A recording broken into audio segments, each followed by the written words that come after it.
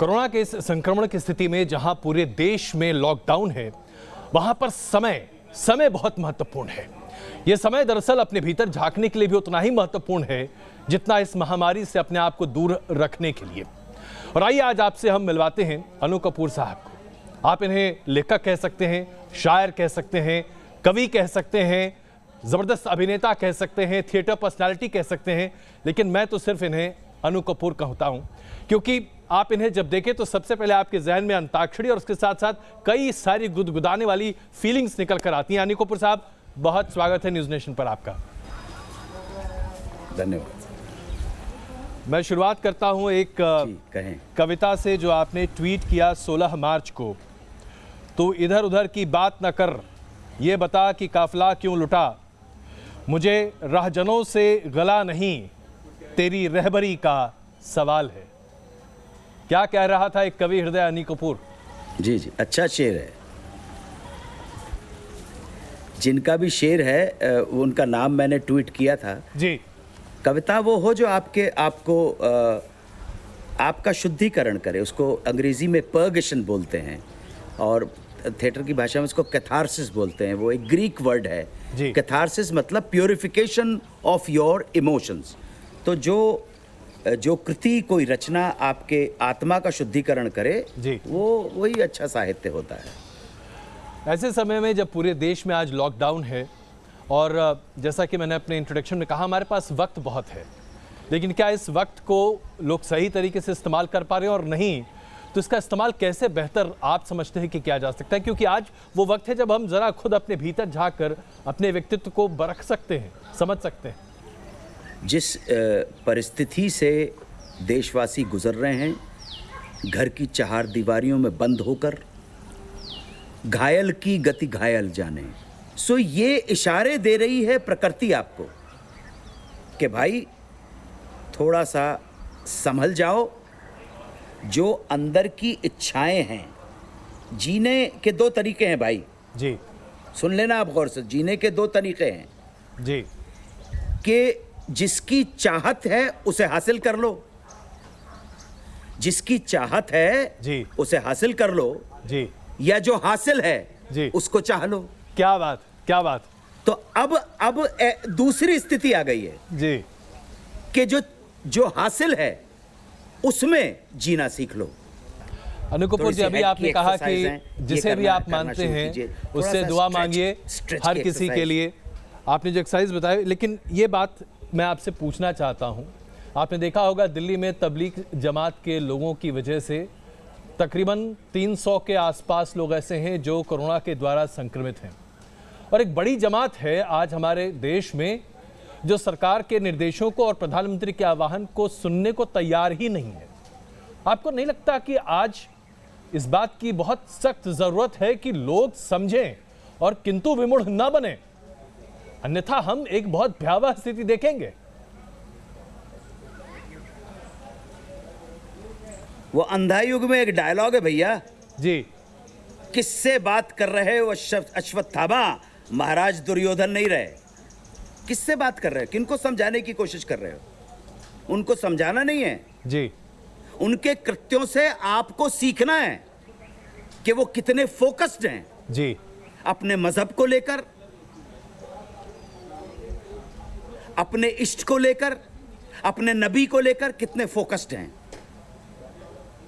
और आप उनको समझाने की कोशिश नहीं करें जी। उनको पूरी दुनिया समझा नहीं पाई, आप शाणपत्ती करने की कोशिश क्यों कर रहे हैं? वो समझेंगे भी नहीं।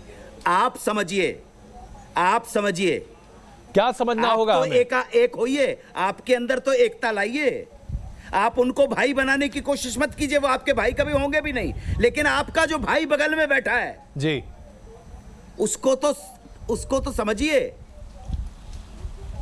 आप समझे? आप बिल्कुल। आस्था जी, जाति अंचल को छोड़कर जब तक तुम अपनी भारत माता के प्रति समर्पित नहीं होगे, दुश्मन तुम्हें हराता रहेगा। अनु कपूर, ये भारत की त्रासदी रही है। एक बड़ा सवाल ये उठता है कि एक बहुत बड़ा समुदाय और ये आबादी तकरीबन 35 से 40 करोड़ के आसपास है हमारे देश में। समझाने के लिए पूरी कोशिशें की जाती हैं, लेकिन मुखर विरोध बार बार सामने आता है। ऐसा क्यों? और क्या रास्ता निकाला जाए कि कम से कम हमारे देश की 1/3 आबादी हमारे साथ तो चले, विमुख ना हो उनसे?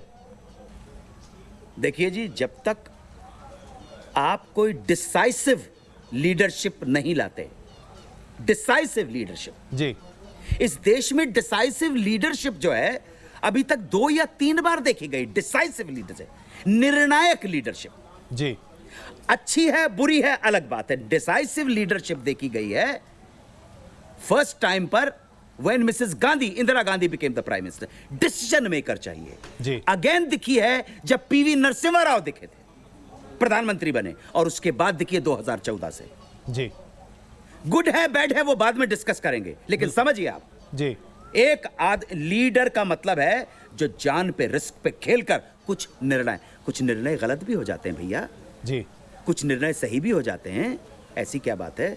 1947 के जो निर्णय हैं उनके भुगतान अभी भी कर रहे हैं आप लोग समझे आप? जी, लेकिन वर्तमान परिस्थिति को सामने रखते हुए जो उपयुक्त था, जो बेस्ट लगा, वही निर्णय लिया।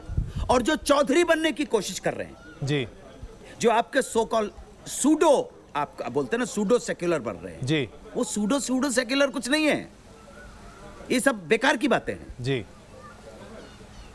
उनको कहिए कि ये मीन मैख निकालने के बदले ये चौपाल के ऊपर चौधरीपन छोड़कर जरा कंस्ट्रक्टिव सजेशन तो दे। कोई एक आदमी ने कंस्ट्रक्टिव सजेशन नहीं दिया है।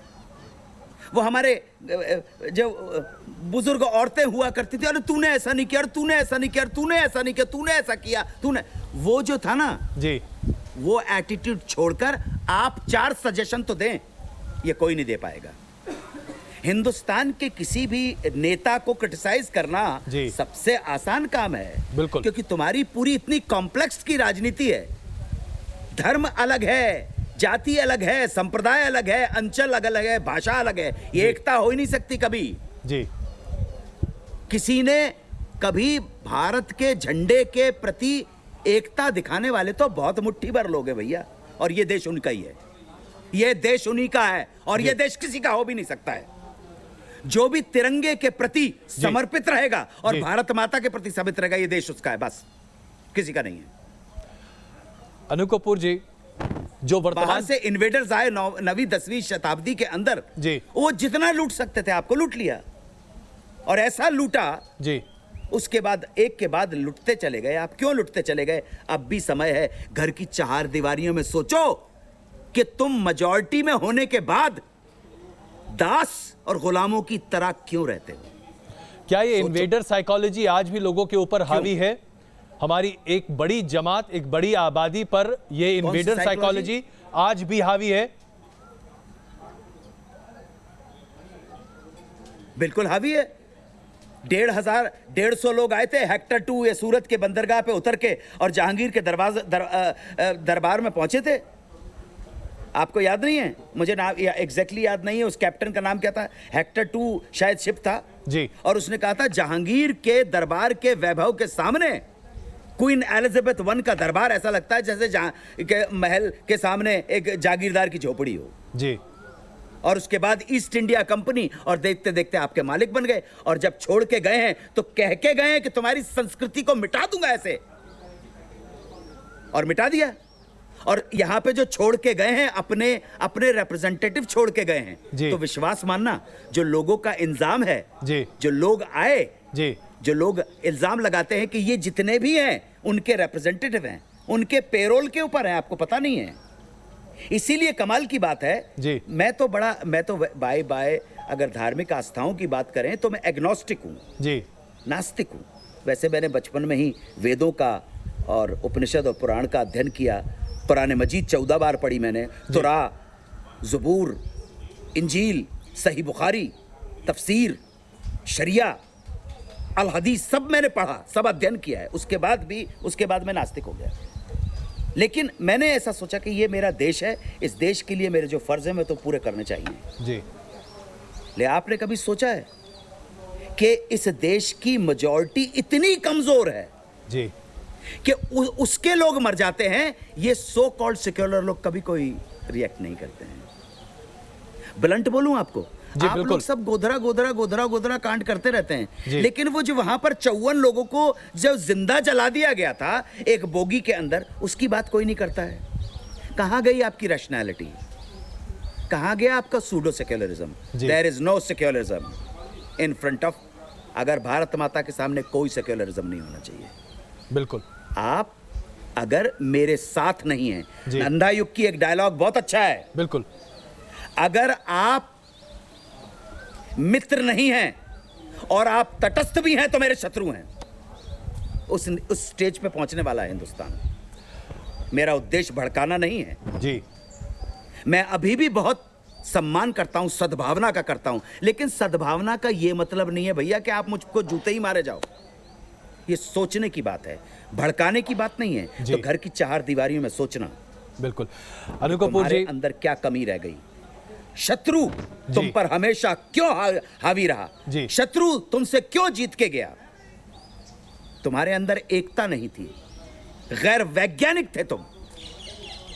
अपने बुजुर्गों की वसीयत जो थी, वैज्ञानिक जो चेतना थी, उसको आगे नहीं बढ़ाया, इसलिए हारे। और हारोगे अगर सुधरे नहीं तो। अनिल कपूर जी, 26 जनवरी और 15 अगस्त के आसपास इतिहास गवाह है जी। कई मैं गीत भी सुनता हूं, और जब सुनता हूं तो कहीं अंदर ही अंदर बहुत कुछ बाहर भी आता है, रोंगटे भी खड़े होते हैं। मैं एक छोटी सी गुजारिश करना चाहता हूं हमारे दर्शकों के लिए, कुछ ऐसा अगर आप अभी गुनगुना दें जो कम से कम हमें प्रोत्साहित कर सके, एकजुट करने में जरा मदद करे, कहे कि भाई आओ मिलकर एक साथ बढ़ते हैं और देश की सेवा करते हैं। देखिए सर, मेरे पास तो ऐसे ही गाने हैं सर जी। मैंने तो ऐसे ही गाने गा के 2 पैसे कमाए हैं। मैंने अपने मंच को कभी गंदा नहीं किया है, और मैं कभी भूला नहीं हूं कि इस देश के लिए, इस वतन के लिए जो मेरे फर्ज हैं, उन फर्ज को पूरा करूंगा और पूरा करके ही जाऊंगा। तो एक 1958 की एक फिल्म है, उसका नाम था तलाक। मुलाजा फरमाएं जी। वो बिगुल बज रहा आजादी का, बिगुल बज रहा आजादी का, गगन गूंजता नारों से, बिगुल बज रहा आजादी का, गगन गूंजता नारों से, मिला रही है आज हिंद की मिट्टी नजर सितारों से। एक बात कहनी है लेकिन, एक बात कहनी है लेकिन, आज देश के प्यारों से, जनता से, नेताओं से, फौजों की खड़ी कतारों से, कहनी है एक बात हमें इस देश के पहरेदारों से, कहनी है एक बात हमें इस देश के पहरेदारों से, संभल के रहना अपने घर में छुपे हुए गद्दारों से, झांक रहे हैं अपने दुश्मन, झांक रहे हैं अपने दुश्मन अपनी ही दीवारों से, संभल के रहना अपने घर में छुपे हुए गद्दारों से, संभल के रहना अपने घर में छुपे हुए गद्दारों से। आओ आओ हम सब मिलकर अपने देश को समर्पित हों। अगर दम है और हिम्मत है, मां का दूध पिया है, तो अपनी धर्म, जाति और संप्रदाय, अंचल, भाषा छोड़ के एक ही तरफ ध्यान दें, और वो है तिरंगा। कोई कहे भगवा, कोई कहे सफेद, कोई कहे हरा, तुम्हारी नजर तिरंगे पे टिकाए रखना। उसी की वजह से तुम्हारा नाम है, आन है और शान है, और वही तुम्हारी पहचान है। तुमने बहुत अपने धर्म को प्यार कर लिया, तुमने बहुत सबको प्यार कर लिया। ये भारत माता को प्यार करने वाले चाहिए भैया। क्या बात है, क्या बात है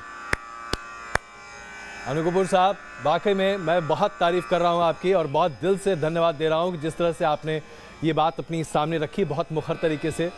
लेकिन मन नहीं भरा, मन नहीं भरा, क्योंकि जब आप बहुत अच्छी चीज़ अपने सामने देखते हैं तो मन करता है कि कुछ और। तो ये दिल मांगे कुछ और, अनु कपूर जी, एक और। एक मैं मेरी स्वर्गीय माता जी की जी कवित्री थी, उनकी रचना में पेश कर रहा हूँ। जी। हम जैसे लोगों के लिए 15 अगस्त और 26 जनवरी नहीं है कि 15 अगस्त और 26 जनवरी आया तो आपके अंदर देशभक्ति की भावना का प्रचार और प्रसार हो गया। जी हम तो जहाँ हैं वहीं देशभक्ति है। जी ये देशभक्ति जो है ना भैया, जी, ये कोई सौंदर्य का प्रसाधन नहीं है कि जिसे कोई परफ्यूम नहीं है जी कि जब पार्टी में जाना हुआ, डिस्को में जाना हुआ, वेडिंग शादी अटेंड करनी हुई, जी फिल्म फेस्टिवल अटेंड करना हुआ, अवार्ड लेने जाना हुआ, तो आपने अपने कपड़ों के ऊपर छिड़क लिया देशभक्ति। वो परफ्यूम नहीं है और ना ही वो वस्त्र है। देशभक्ति तो आपके शरीर में 24/7 बहने वाली रक्त की धारा है जी, वो बंद नहीं होनी चाहिए, बिल्कुल। वो बहनी चाहिए। और अगर नहीं बहती है आपके शरीर में तो एक ही बात है भैया, इसका एक ही मतलब निकलता है जी। तुम्हारे देश में तो खून है, तुम्हारे देश में खून है, तुम्हारे खून में देश नहीं है। क्या बात, जिस दिन तुम्हारे खून में देश आ जाएगा जी, ये देश अपनी खोई हुई गरिमा को प्राप्त करेगा। स्वर्ण पाखी था जो कभी अब भिखारी है जगत का, स्वर्ण पाखी बनाना है इस देश को। मैं कोई नेता नहीं हूं और उस कन्वेंशन सेंस में अभिनेता भी नहीं हूं लेकिन मेरे जाने के बाद इतना ही है कि सब चला जाएगा बाबू, कुछ नहीं रह जाएगा। मुझे मालूम नहीं मेरे जाने के बाद आप मेरा नाम भी लोगे कि नहीं लोगे। टुक हिरसो हवा को छोड़ मियां, टुक हिरसो हवा को छोड़ मियां, मत देश विदेश फेरे मारा, कज्जा कजल का लूटे है दिन रात बजा कर नक्कारा। क्या बधिया भैंसा बैल शुतर, क्या गौने पल्ला सर भारा, क्या गेहूं चावल मोठ मटर और क्या आग धुआं और अंगारा, सब ठाट पड़ा रह जाएगा जब लात चलेगा बंजारा। तो कोई नहीं देखने वाला भाई। क्या बात। लेकिन जितने दिन हैं, जितनी सांसें बाकी हैं जी, किसी दर्दमंद के काम आ, किसी डूबते को उछाल दे, ये निगाह नाज की मस्तियां किसी बदनसीब पे डाल दे। क्या बात। मैं तो ये सोचता हूँ। बहुत खूब। मैं तो अपने फार्म पे बैठा हुआ हूँ जी, प्रकृति की गोद में जी, न 3 में न 13 में बिगुल बजाएं डेरा में। अनु कपूर, हमारी हिंदी की एक कहावत जी। अनु कपूर जी, यहाँ बैठे बैठे जी बोलिए, बॉलीवुड की कुछ अच्छी दास्तां भी जरा बता दीजिए हमें। कई बार बहुत लोग कहते हैं कि वहाँ बहुत कुछ है लेकिन बहुत छिछला भी है। क्या ये सही है कि जो दिखता है वो सुनहरा है, जो नहीं दिखता वो बहुत गहरा है? आपको एक बात समझानी और समझनी बहुत जरूरी है जी, कि फिल्म जो विधा है वो मेक बिलीव का वर्ल्ड है जी। हमारे देश ने जितना मान और सम्मान फिल्मी सितारों को और क्रिकेट के सितारों को दिया है, इतना सम्मान दिया है जी, बहुत ज्यादा सम्मान दिया है। पूजा करते हैं, मंदिर बना देते हैं, लेकिन पलट के वापस देना है समाज को और अच्छा देना है जी, पलट के समाज को देना है और अच्छा देना है। ये जो फिल्म इंडस्ट्री के लोग हैं उनमें से बहुत कम हैं जो इस भावना से परिचित हैं और इस भावना के साथ अपना काम करते हैं। बहुत कम है जी, बहुत कम है मेरे भाई, समझे आप। तो है ठीक है, कोई प्रॉब्लम नहीं है। आपके फिल्म स्टार्स हैं, आपकी फिल्म हीरोइन हैं जी, आती हैं, फिर आप कहते हैं कि आपको कलाकार बहुत अच्छे लगते हैं जी। कलाकार वलाकार नहीं, हीरो हीरोइन की बात करो। तुमको हीरो हीरोइन अच्छे लगते हैं और उनको तुम करोड़ों रुपए देते हो जी, करोड़ों रुपए देते हो, उनकी शर्टें उतर जाती हैं और तुम सम्मान दे देते हो। तो अपने गिराबान में भी झांक के देखो ना। फिर लोगों की शिकायत होती है जी कि तुम भगत सिंह को भूल गए, राजगुरु को भूल गए, नेताजी सुभाष चंद्र बोस को भूल गए, सरदार वल्लभ भाई पटेल को भूल गए जी, सरदार उधम सिंह जी को भूल गए। हाँ, तो तुम्हें याद जो है तो जो वो उन्हें याद करे जिसने भुलाया हो। कभी हमने उनको ना भुलाया ना कभी याद किया। इसका रोना नहीं क्यों दिल तुमने किया दिल बर्बाद, इसका गम है कि बहुत देर में बर्बाद किया। क्या बात। समझे आप। अनु कपूर जी ने आपको चलते चलते वक्त भी हो गया है जी, मैं एक गुजारिश और सुना देता हूँ। हाँ प्लीज, बस यही कहने वाला था, कुछ सुनना चाह रहा था आपसे। है दुनिया उसी की, जमाना उसी का,